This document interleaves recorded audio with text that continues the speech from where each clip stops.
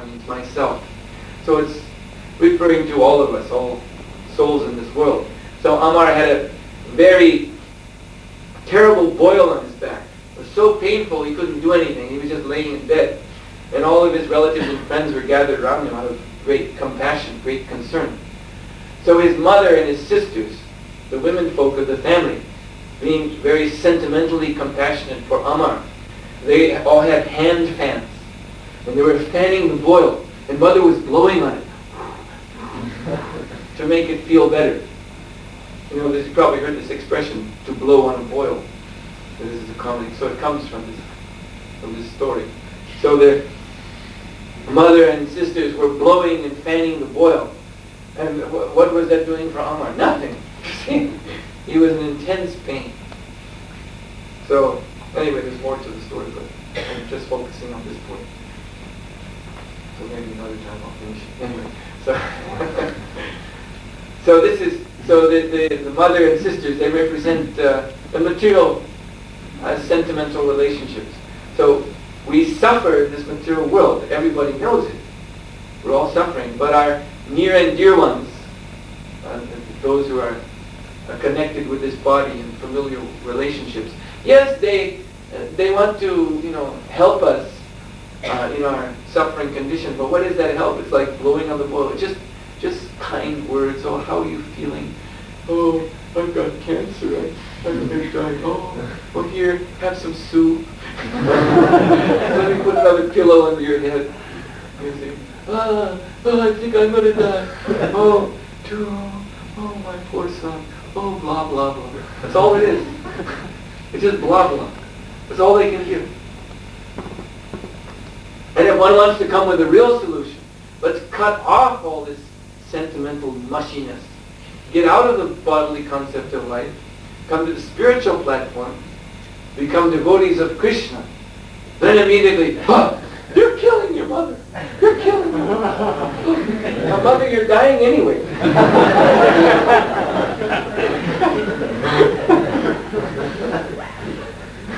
Sometimes I should tell this story that Ganadhar Maharaj told me. It's a long story. It's too long to tell. It's such a fantastic story about family attachment and joining Hare Krishna movement.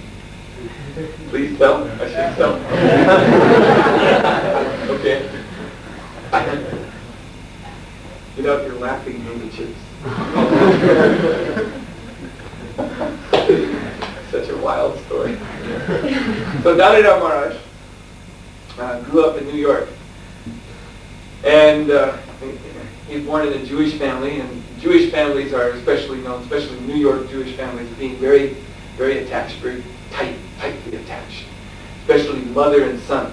This is extreme. Mothers are so protective of their sons in these kinds of families.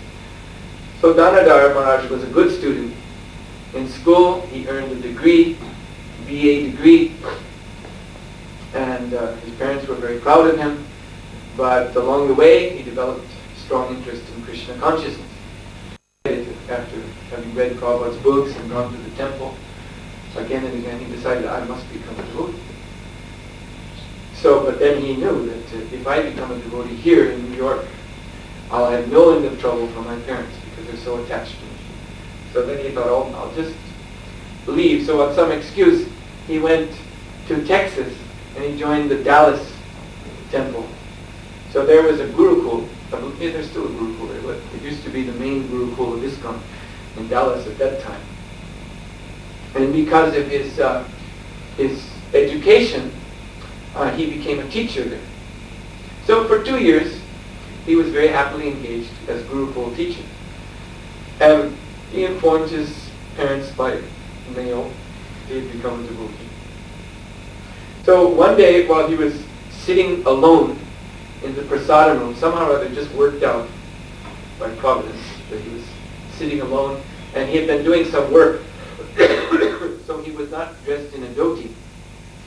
He was wearing some overalls, these kind of, what I mean, overalls, work overalls.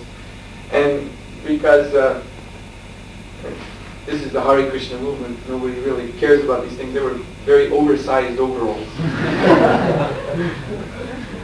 Now, it just so happened this, for some special work, he was dressed in this way, and he stopped to take some prasad.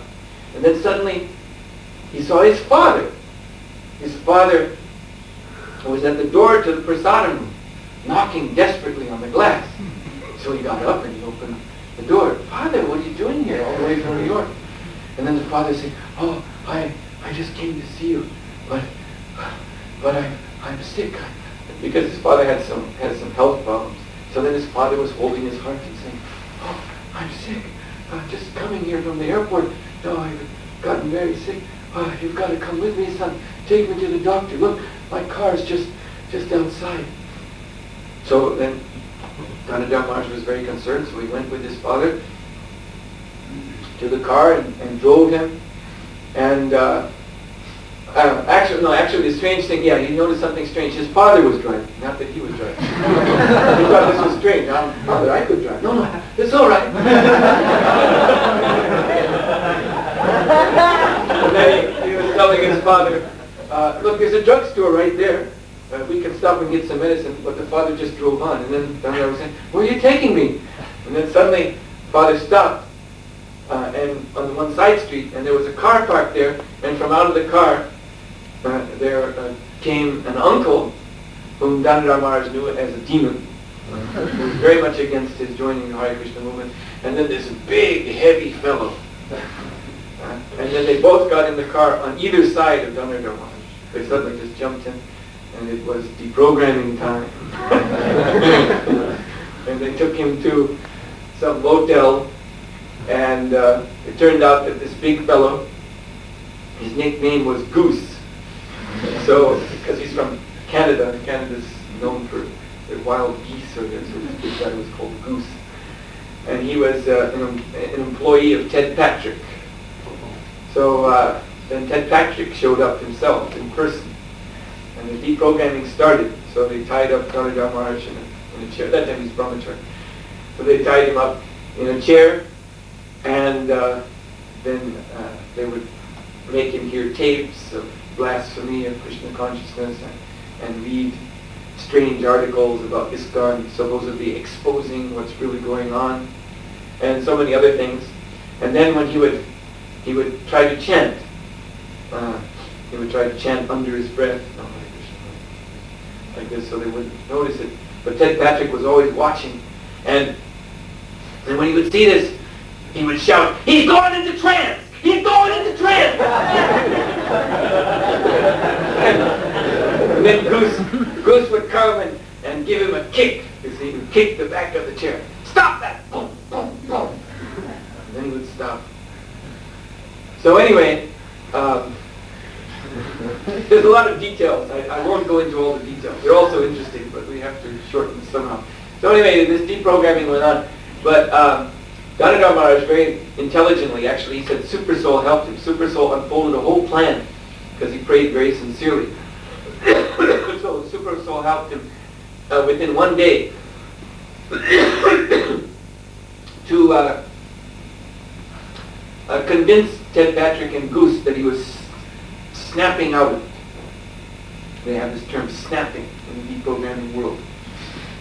So then he asked them, because his father had left it, gone back to New York. The deprogramming was being done there in some neighborhood in Texas. So he said, "Look, I got to see my parents. I got to see my parents. I've got to, repair my relationship with them."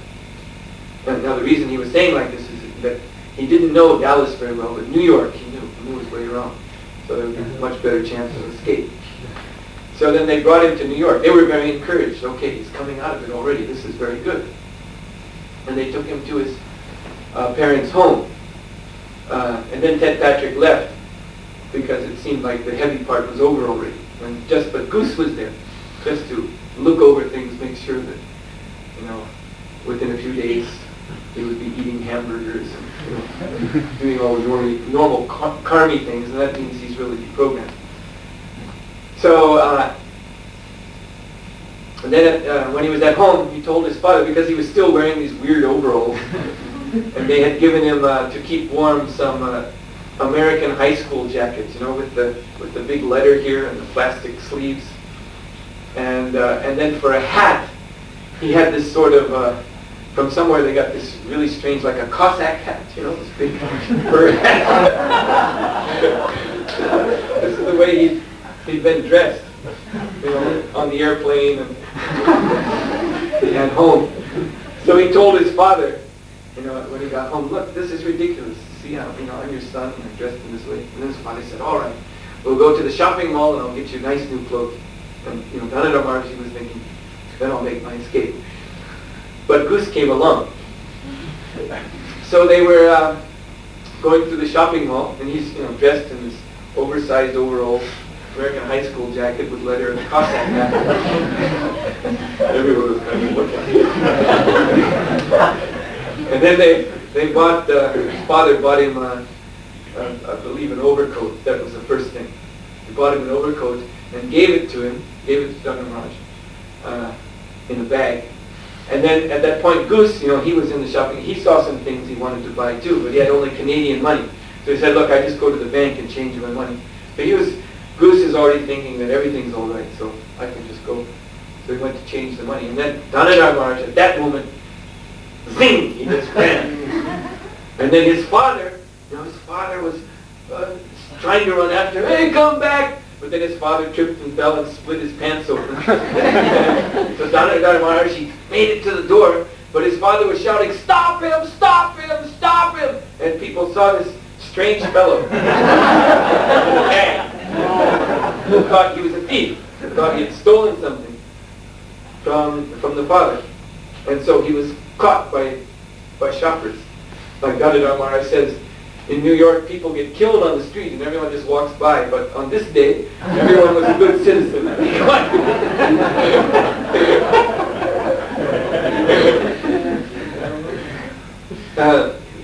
But then Dhanaraj, Goose was there, the father was there was a big commotion. Dhanaraj kept shouting, call the police, call the police, call the police.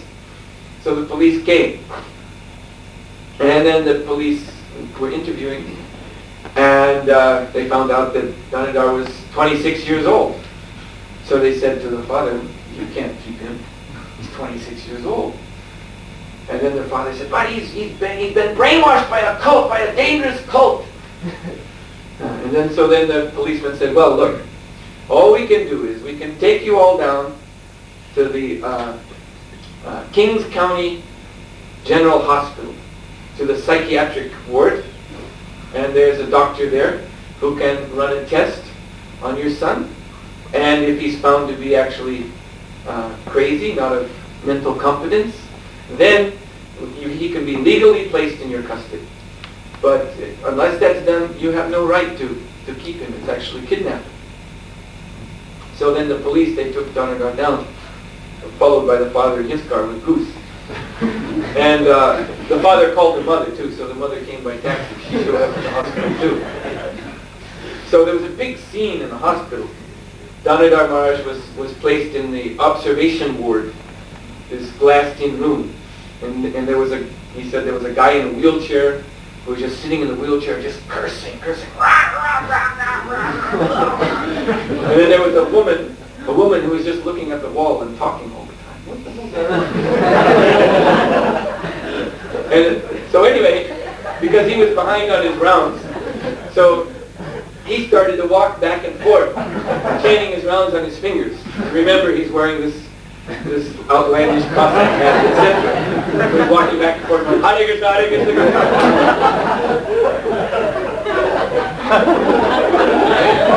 And the doctor, his name was Dr. Combe. Dr. Combe came, and he was looking, through the glass, the whole scene. Then he went to talk to the parents. So then the parents, they also didn't give a very good impression of themselves. They started crying and shouting, and our son, So then Dr. Combe was taking notes. Very strange family.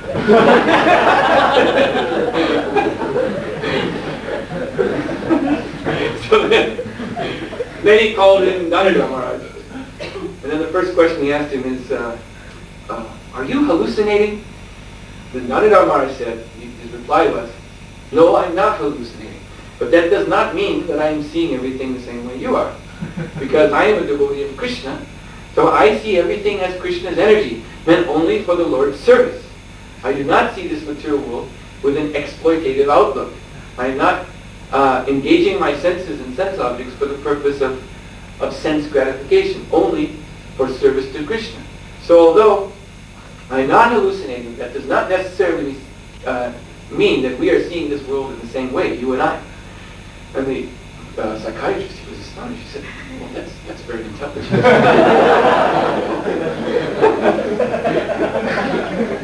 Then he said, well, there's nothing wrong with you. He said, between you and me, I think your parents are great.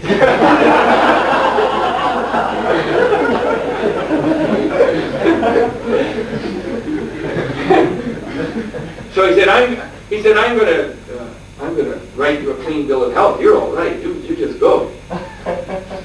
So then he wrote out this report, and then he came out to the parents with Damodar Maharaj and he informed them. He said, your son is in perfectly good mental health. He's a very intelligent young man. I don't know what this is all about, and you're just wasting my time. So then the parents, they just went into fifth gear, completely mad. And the mother was just screaming and crying, "You're killing your father! You're killing your father!" And then the father said, "We're going to say, oh yeah, we're going to have the rabbi say Shiva for you." The Shiva is a kind of prayer, which is the rabbi says when the son dies. In other words, they're saying, "You're not our son anymore." So this is in Jewish family, this is a very, very heavy thing to say. So then anyway, Damodar Maharaj, he just said, I'm going to the temple.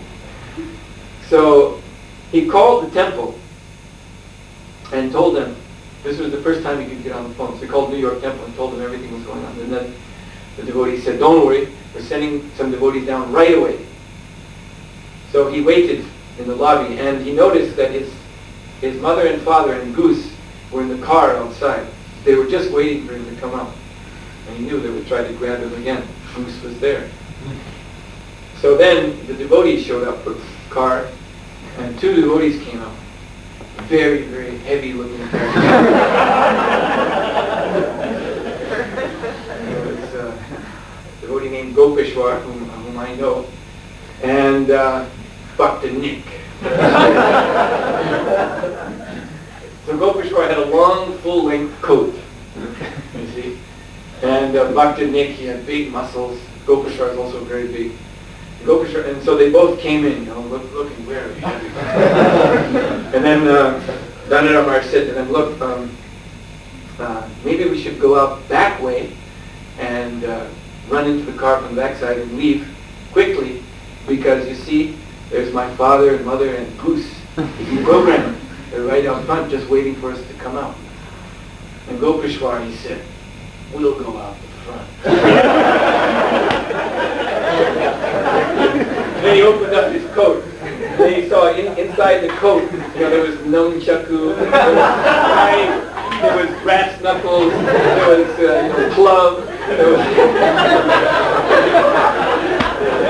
he had everything.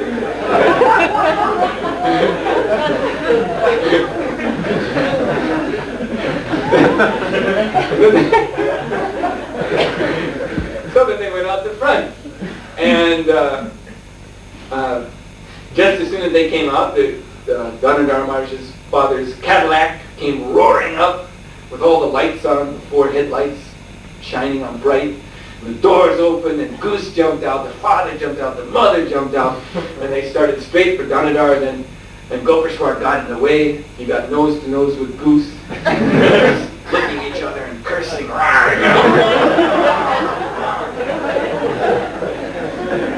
Mother and father, they were grabbing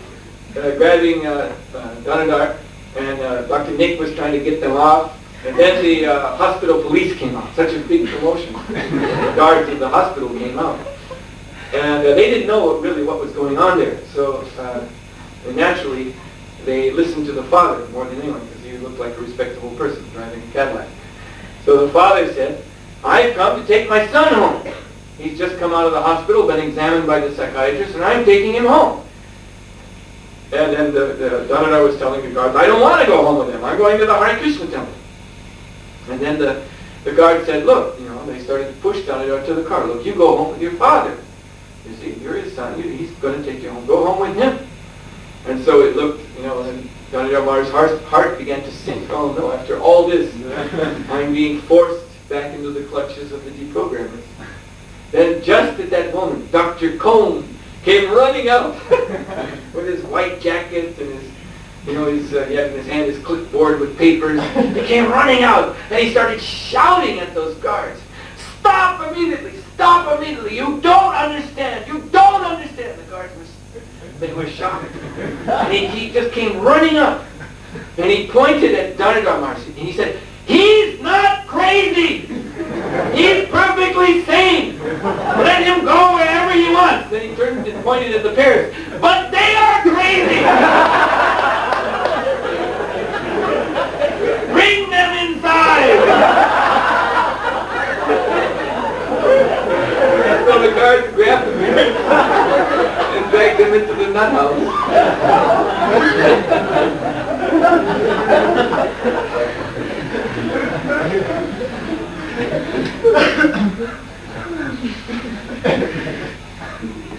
So, this is a very good testimony.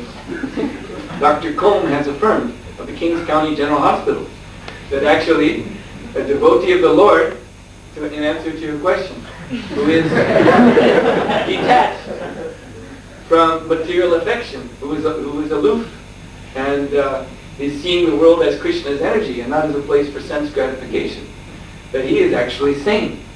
And those who are attached and all their emotions are all submerged in the physical relationships, material relationships, Dr. Coleman said they are insane.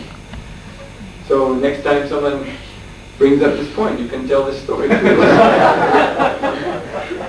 psychiatrist, a trained psychiatrist, has actually declared the attitude of devotees is sane. The attitude of their attached relatives who want to drag them back into sentimental relationships, they are mad. Okay? So we're going to stop here. All right.